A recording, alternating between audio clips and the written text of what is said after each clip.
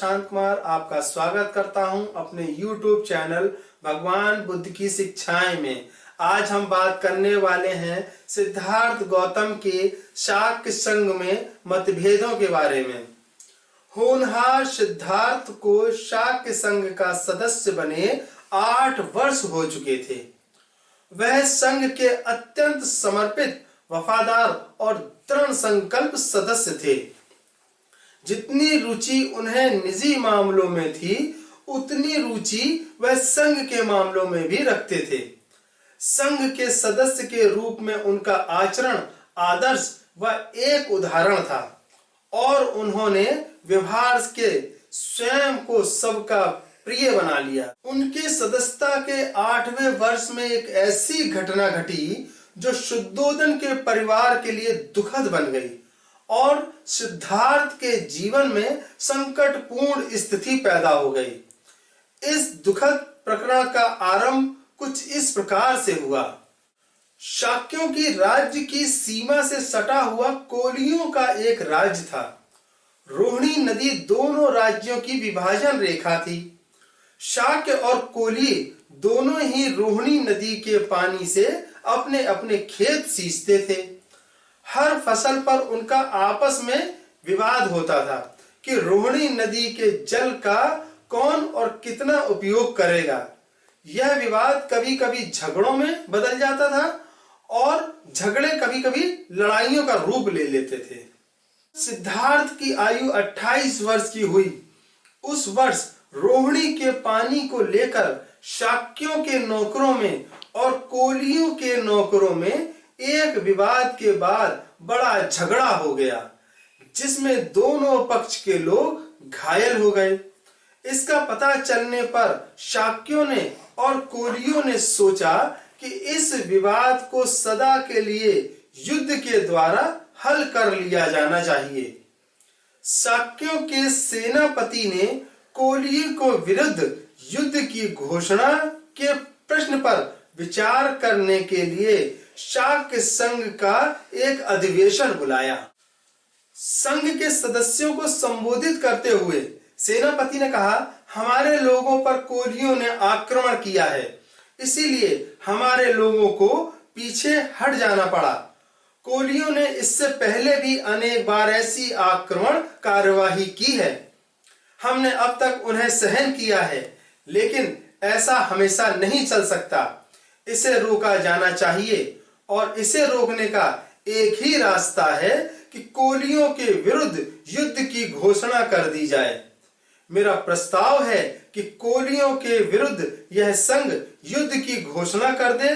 जो विरोध करना चाहे वो बोले। सिद्धार्थ गौतम अपने स्थान पर खड़े हुए और बोले, मैं इस प्रस्ताव का विरोध करता हूं। युद्ध से किसी प्रश्न या समस्या का समाधान नहीं होता। युद्ध छेड़ देने से हमारी समस्या की पूर्ति नहीं होगी। इससे एक दूसरे युद्ध का बीजारोपण हो जाएगा। किसी की हत्या करने वाले को कोई दूसरा हत्या करने वाला मिल ही जाता है। जो व्यक्ति किसी दूसरे को जीतता है, उसे कोई दूसरा जीतने वाला मिल ही जाता है। सिद्धार्थ गौतम ने अपनी बात रखते हुए कहा, मेरे विचार में शाक्यों को कोलियों के विरुद्ध युद्ध छेड़ने की जल्दबाजी नहीं करनी चाहिए। पहले सावधानी से इस विवाद की जांच करनी चाहिए कि वास्तव में दोषी पक्ष कौन सा है। मैंने सुना है कि इस विवाद में हमारे आदमी भी आक्रामक रहे। यदि यह सत्य है तो हम भी निर्दोष नहीं हैं। सेनापति ने उत्तर दिया, यह ठीक है कि हमारे आदमियों ने ही पहल की और आक्रामक थे, लेकिन यह भूलना नहीं चाहिए कि पहले पानी लेने की बारी हमारी थी। सिद्धार्थ ने कहा, इससे स्पष्ट है कि हम भी दोषमुक्त नहीं हैं।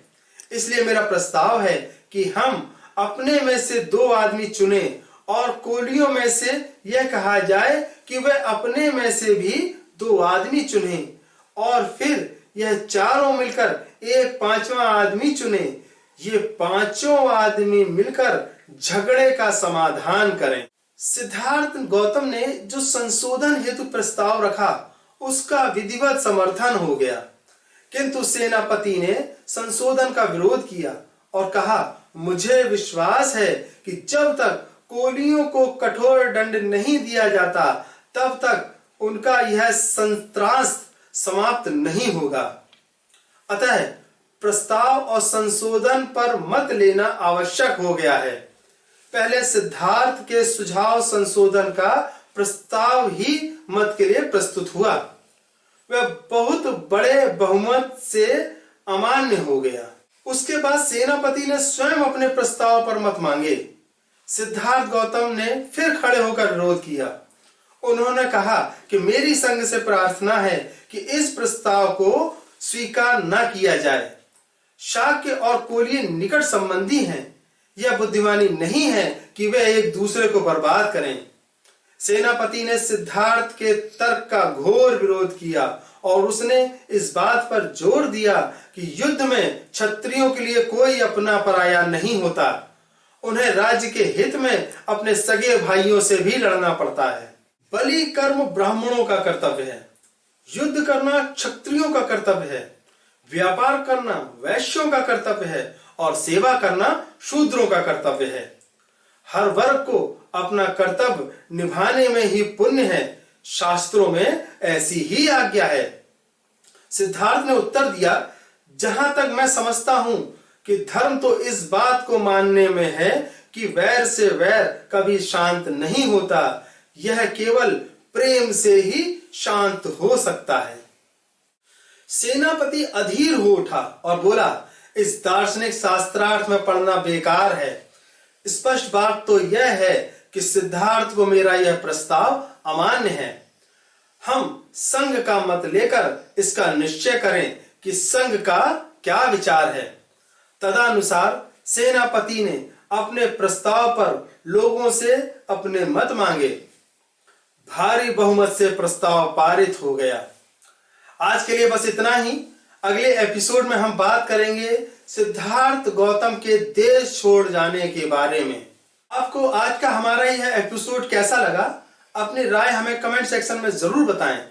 हमारे चैनल को सब्सक्राइब करें व वीडियो को लाइक करें और घंटी का बटन अवश्य दबाएं ताकि हमारे वीडियो आप तक आसानी से पहुंच सकें। इन्हीं शब्दों के साथ मैं प्रशांत कुमार आपसे अनुमति चाहूंगा। जय भीम, नमो बुद्धाय।